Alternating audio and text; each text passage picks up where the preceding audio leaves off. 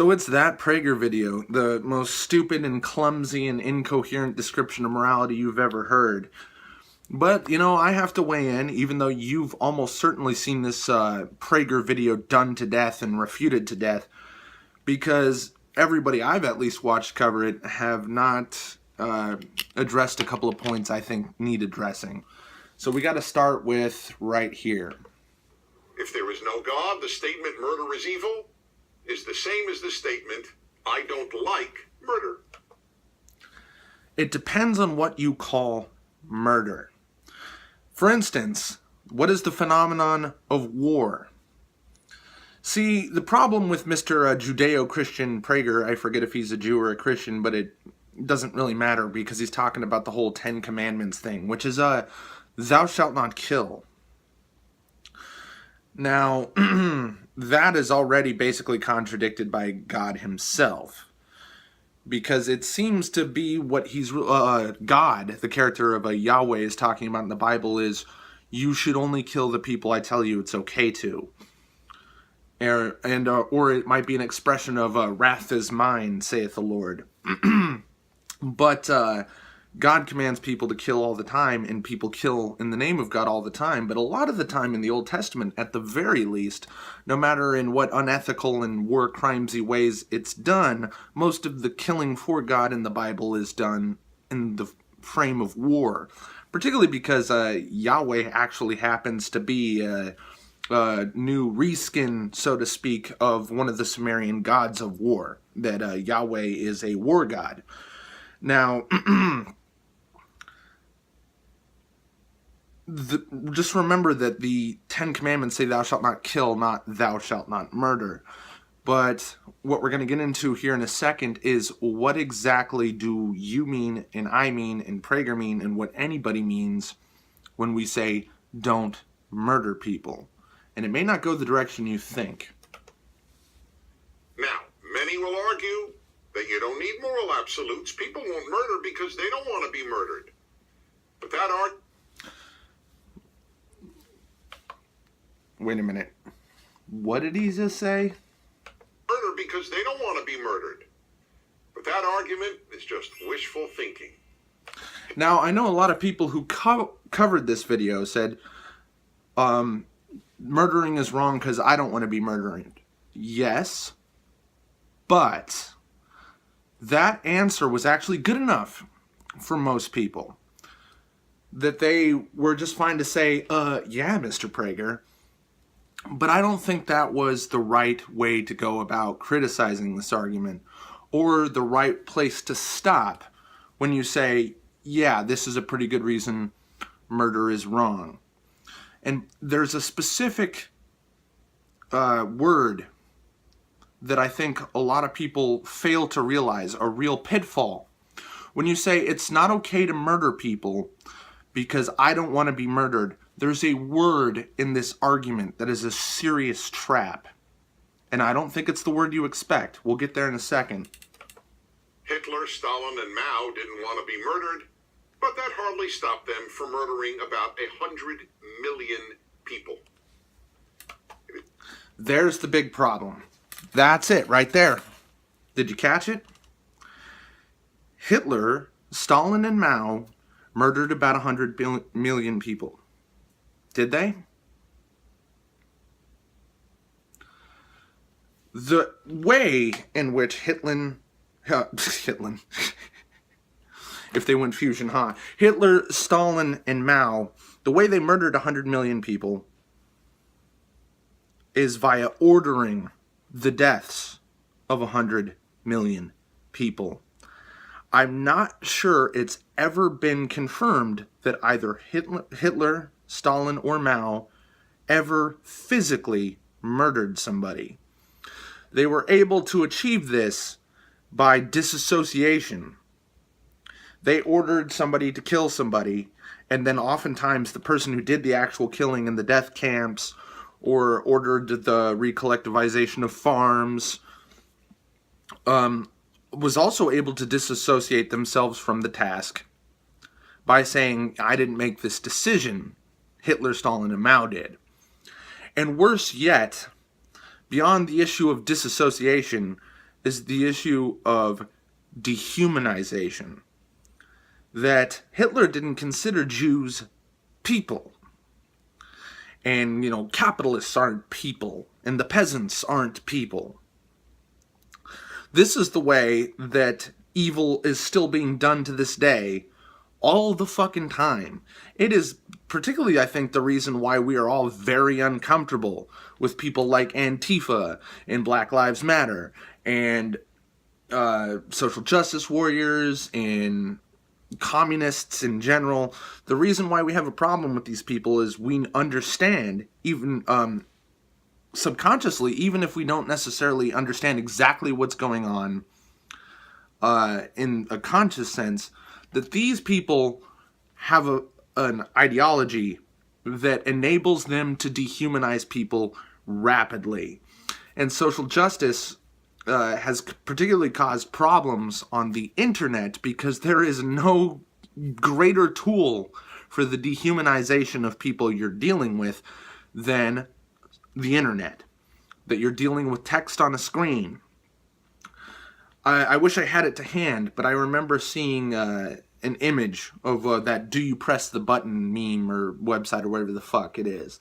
And it's like, you get the $100 billion, but some random person dies. And everyone's like, press the button, press the button, press the button, press the button. Because first of all, people are just garbage anyways. Fuck people.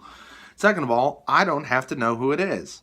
I don't have to care who it is. I will more than likely, given probability, never understand who or what or how they died.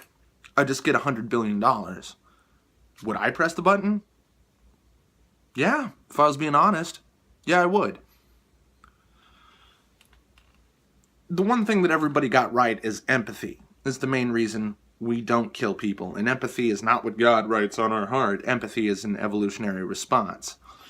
And that response is inhibited by the more degrees of separation you have from an act and the more degrees of separation you have from a person. We don't worry about killing people, we worry about killing kin. And we have a very strong and rather unique capacity to view just other members of our species as kin. But that's not necessarily natural. Or I shouldn't say that, I should actually rephrase that as, that's not exactly the way the instinctual response works. If I saw somebody being murdered right in front of my eyes, I would have a very different response than seeing a videotape of a murder. And depending on the degree of time separation, if this person had already been murdered and there was nothing I could do about it, I have a further dissociation from it. And if it was somebody I didn't like, that was a further dissociation from it. The way that the Nazis were able to do what they did, the way the Japanese during World War II were able to do what they did, was by dehumanizing their enemies. That only Japanese are people, that only Aryans are people, that only the Bolsheviks are fucking people. It doesn't matter. But the thing is, we can very, very easily, and by we, I mean me, by we, I mean you, the person I'm looking at right now, through this fucking camera, and anybody else, every one of us, and if you say this isn't true, you're a fucking liar. Everyone here on this fucking planet has the ability, very easily, to dehumanize a foe. And it can be in a way that makes very good moral sense of, okay, this guy is murdering somebody. It is now, murder that guy is perfectly fine. He's still a person who just happens to be a murdering person. And the degree to which we declare something moral is the degree to which we agree. And we will find that basically none of us have a consistent moral standard because there's no such thing as complete moral consistency. This is why the idea of objective morality is fundamentally incoherent and false. There is always an exception to a moral degree. There is always a way in which a moral statement can be universally agreed is wrong. So, what happens when you say, don't murder people, And then you say, should you not murder somebody currently right in front of you in the act of murdering an innocent person, and you have the means to stop them? And the means to stop them is lethal force. Should you not use it? Very few people would say, yes, I should not use the force to stop a murderer murdering an innocent person. Very few people. So the entire concept is ridiculous, but people have a tendency to disassociate from the question of how murder is wrong. Because we like to take a step back and play our Monday morning quarterback role and say, oh yeah, murder's wrong, and here's all these ways in which murder is wrong. But we never ask ourselves the question, when do we make the exceptions to this claim? And are we capable of disassociating from the act of a killing, like in press the button for 100 million deaths when somebody you'll never know who it is dies? Or the Jews aren't people, the capitalists aren't people, the peasants aren't people, the Chinese aren't people, they're not real, they're gaijin, whatever. That happens every day. It happens easily. It even happens in the interest of the question, is racism wrong? When we all think like, us in America, we all think of black people as a collective.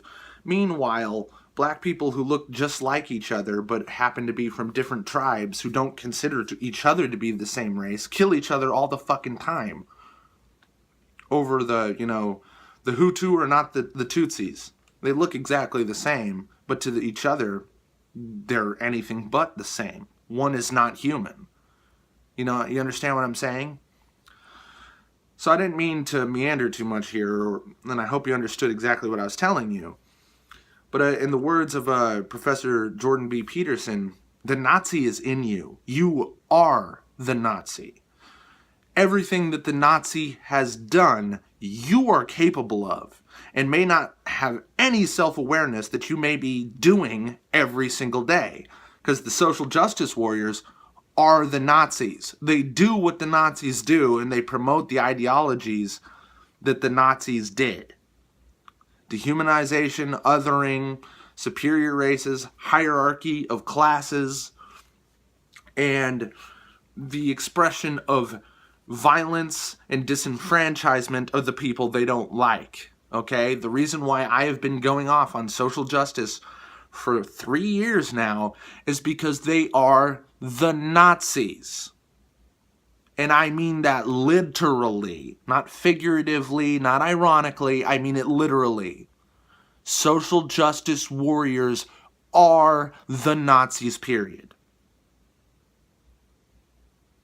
Think about that. Thanks for watching.